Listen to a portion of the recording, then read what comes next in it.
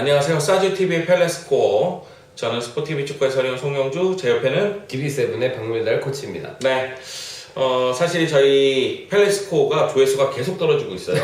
그래서 제가 고민을 해봤습니다. 왜 떨어지느냐. 네. 알고 봤더니 시간이 너무 제한적이야. 그쵸, 예. 우리는 프리뷰 방송이다 보니까 그 하루 이틀 지나가면은 보실 네, 그 사주TV를 볼 이유가 없어지거든요. 여기에 이 편집을 맡고 있는 미스터 박씨께서 좀 게을러서 제때 못 올리는 경우도 있어요. 그러다 보면 그냥 사장되는 거거든요. 그렇기 때문에 저희가 새로운 코너를 만들었습니다. 두고두고 볼 수 있는 코너. 네. 뭐가 두고두고 볼 수 있느냐? 간단하죠. 레전드라든가 레전드 매치를 다루면 됩니다. 네. 저희 잔머리는 그 정도 돌아가거든요. 그래서 일단은 레전드 매치를 준비해 보도록 하겠습니다. 네. 일단 챔피언스 리그가 굉장히 뜨거우니까 네. 챔피언스 리그에 미라클 매치가 있잖아요. 그쵸, 네. 네, 깜누의 기적, 리아소르의 기적, 그리고 이스탄불의 기적. 그리고 나서 또 한 번의 깜누의 기적이 있어요. 네. 그렇기 때문에 이 기적 시리즈를 기적 시리즈 하니까 좀 이상하네요.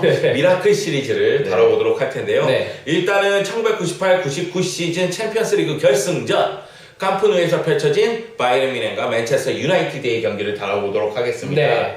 맨유와 미넨 1999년 결승 같은 경우에는 사실 조별 예선에서 서로 그룹 스테이지에서 만났었습니다. 근데 그 당시에 맨유와 미넨은 두 번 다 비겼습니다. 그리고 한 가지 재밌는 사실 중에 하나는 맨유가 그때 바르셀로나랑 브렌비랑 같은 조에 있었는데 바르셀로나랑도 두 번 다 비기고 브렌비를 거의 처참히 짓밟으면서 2승 3무로 결선 토너먼트에 진출하게 되었었죠. 네, 사실은 그 조별리그 경기만 봤을 때에도 맨체스터 유나이티드가 우승 후보야? 이런 얘기는 나오지 않았었어요. 네. 왜냐면은 일단 그 깜누에서 결승전이 펼쳐지기 때문에 네. 바르셀로나가 그쵸. 이 8강으로 갈 가능성이 좀 더 크다. 네. 여기에 바이에른 뮌헨은 전통의 강호기 때문에 좀 더 크다. 네. 이런 얘기가 있었거든요. 네. 근데 맨체스터 유나이티드를 무시하는 게 아니라 당시의 분위기가 그렇습니다. 왜냐하면 헤이젤 참사 이후에 잉글랜드 클럽들이 챔피언스 리그에서 두각을 나타내지를 못하고 있었어요. 네. 그러다 보니까 맨체스터 유나이티드가 이 챔피언스 리그에 등장을 했다 할지라도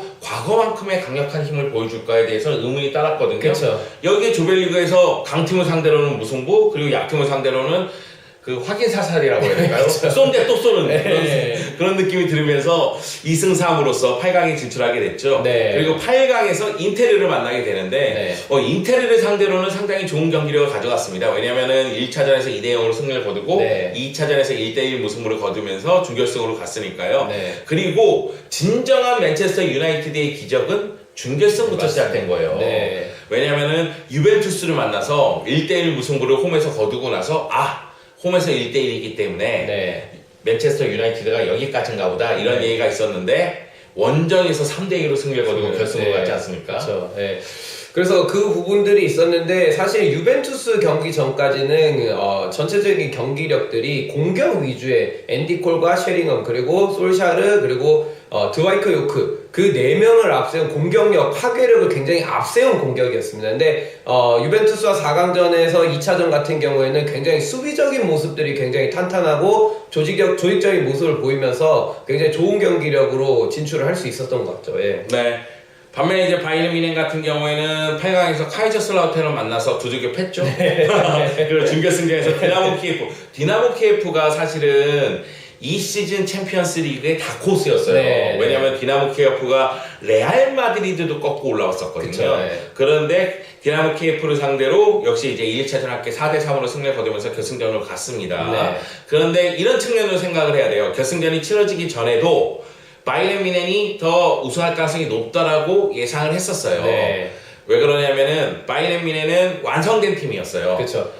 오츠만 히츠펠트 감독이 이끄는 모습이었고 그리고 베테랑 선수들이 상당히 많았고 그러다 보니까 완성된 모습을 보여준 반면에 맨체스터 유나이티드는 여러분이 잘 알고 계시겠지만 자긱스, 우베컴 그리고 중앙에 폴스코스 그리고 이제 로이킨 그러면서 이 미드필드 라인이 이제 구성되기 시작되면서 발전 단계에 있는 팀이었거든요.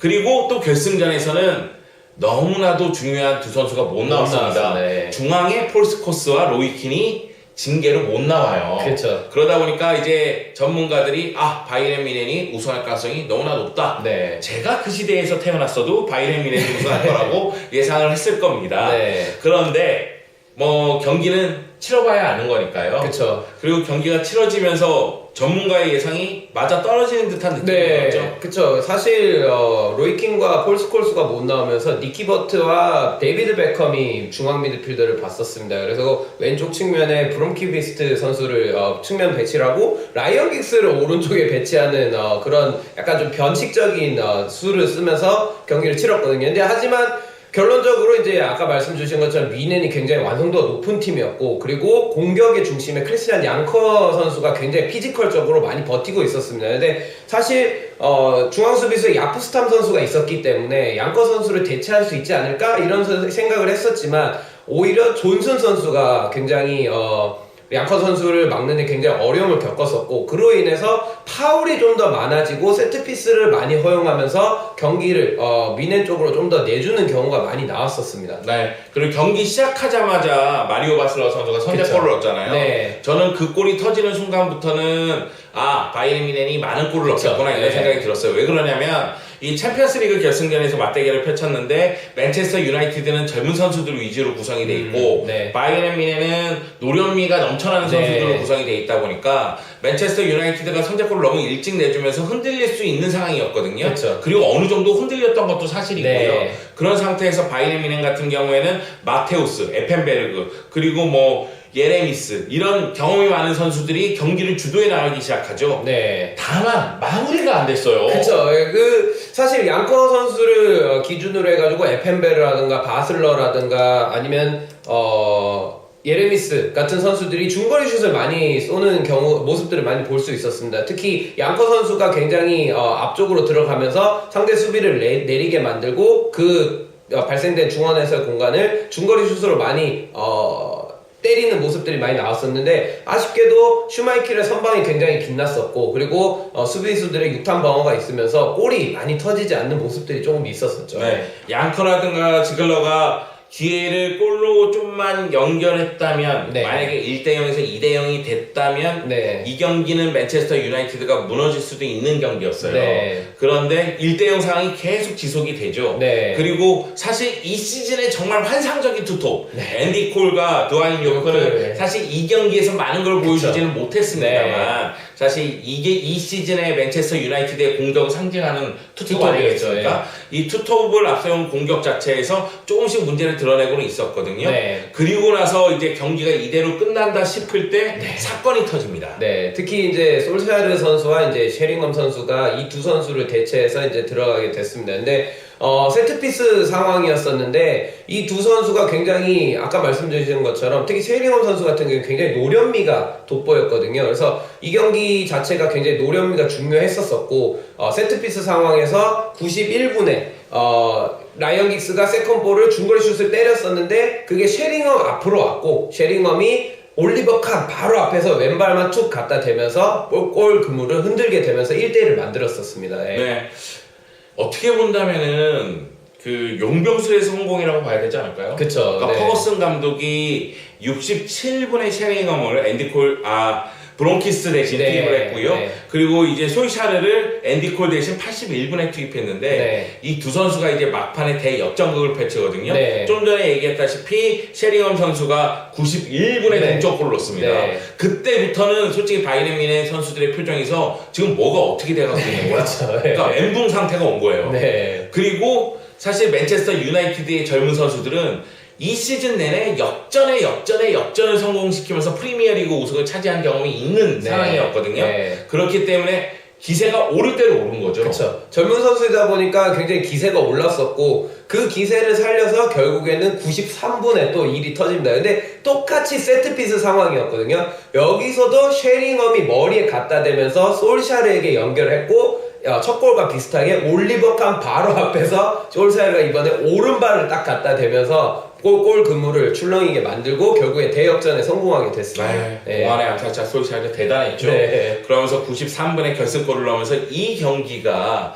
맨체스터 유나이티드의 승리로 마무리가 됩니다. 네. 사실 90분 내내 경기를 지배한 쪽은 바이에른 뮌헨이지만 맞습니다. 예. 3분 동안의 집중력, 그것에 의해서 역사를 새로 쓴 팀이 맨체스터 유나이티드고요. 네. 맨체스터 유나이티드 같은 경우에도 그렇고 바이에른 뮌헨도 그렇고 챔피언스리그 결승전이 펼쳐지기 전에 이미 리그 우승을 각자 다 네. 확정 지은 상태에서 챔피언스리그에서 맞대결을 펼쳤는데 이 챔피언스리그에서 맨체스터 유나이티드가 대역전극을 쓰면서 우승을 했고 네. 그리고 나서 FA컵 결승전에서 맨체스터 유나이티드가 또다시 우승을 하면서 역사상 유럽에서는 네 번째로 맨체스터 유나이티드가 트래블을 달성하게 됩니다. 네.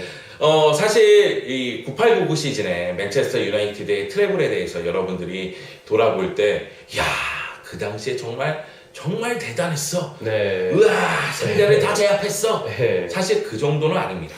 왜냐하면은 젊은 선수들이 등장을 하면서 팀이 재건되고 있는 상황이었고 네. 그리고 퍼거슨 감독의 용병술이 확확 눈에 띄는 상황이긴 했지만은 굉장히 어렵게 이겨나가면서 결국 네. 트래블을 달성했거든요. 그쵸, 네. 그런데 이 시즌에 맨체스터 유나이티드가 트래블을 달성하는 과정 굉장히 어렵게 이기면서 역전에 역전을 거듭하면서 트래블을 달성했다는 그 이미지 그 이미지가 지금의 메뉴를 만든 거예요. 왜냐면 지금도 맨체스터 유나이티드 외국 사람들하고 얘기하면 역전의 명수라는 얘기를 가장 먼저 합니다. 네. 왜냐면은 캄누의 기적만 보더라도 이거는 역전할 수 있는 상황이 아닌데 역전을 시켰거든요. 네. 이 경기 끝나고 퍼거슨 감독이 이 죽일 놈의 축구라는 것이 이런 얘기를 했어요. 네. 왜냐면 자기도 축구가 어떻게 될지 모르겠다. 네. 이런 얘기를 했고 그리고 에펜베르그도 그렇고 마테우스도 그렇고 우리가 이겼다고 생각을 했었다. 네. 그런데 3분 동안 뭐가 어떻게 지나갔는지 모르겠다. 그렇죠. 이런 얘기를 했었고요. 히츠페트 감독도 그런 얘기를 했습니다. 이것이 축구다. 우리는 패배를 인정할 수밖에 없다. 네. 이런 얘기를 했거든요. 그러니까 축구의 묘미를 완벽하게 보여준 물론 바이에른 뮌헨 팬들에게는 정말로 잊고 싶은 깜누의 저주죠. 네. 하지만 이제 많은 축구 팬들과 맨체스터 유나이티드 팬들에게는 깜누의 기적으로 기억될 만한 경기 그 경기가 아닌가. 저는 사실은 이 경기 자체는 유럽 축구의 판도를 바꿨다고 생각을 해요. 네. 왜냐하면은 프리미어리그 팀들이 헤이제 참사 이후에 유럽 그쵸, 무대에 네. 나오지 못하는 기간도 있었고 나오더라도 어려움을 겪고 있었는데 맨체스터 유나이티드가 우승을 차지하면서 맨체스터 유나이티드와 리그에서 경쟁하는 팀들이 쟤네도 하면 우리도 할 수 있어. 네. 이런 생각을 갖게 되거든요. 그쵸, 네. 그리고 올 시즌 프리미어리그 팀들이 잘 나간다는 그쵸. 얘기를 저희가 했는데 네. 이 맨체스터 유나이티드가 선봉장 역할을 톡톡히 한 것이 아닌가. 그리고 그 밑바탕에는 소위 기적이라 불리는 맨체스터 유나이티드 선수들의 투지 그리고 퍼거슨 감독의 뛰어난 용병술 헤어드라이 몇 번 돌렸을지 모르겠지만 여하튼 그런 모습이 있지 않았나 이런 생각이 들어서 네. 레전드 매치 첫 번째 시간을 깜누의 기적을 준비했습니다.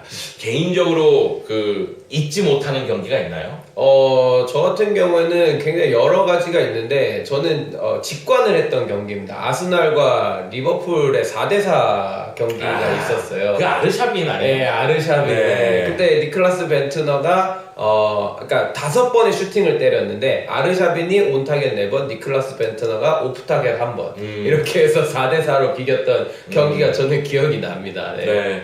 저는 챔피언스리그 결승전 1995년도 아약스와 AC 밀란의 경기가 기억이 나네요. 네. 왜냐면 그 경기를 제가 어렸을 때 제 네. 친구 형이 비디오 옛날 그걸로 네, 이탈리아에 있는 친구가 불법 복사로 해서 전해줬고 근데 CD 이런 거 그래서 그 덕에 제가 봤거든요. 네. 근데 그걸 보고 나서 어마어마하게 놀랐던 기억이 납니다. 네. 그 당시에 이제 바나의 감독의 아약스였는데 결승전을 약간의 클라이베르트가 출전을 하면서 결승골을 넣었거든요. 네. 근데 당시에 아약스가 정말 무서운 팀이었어요.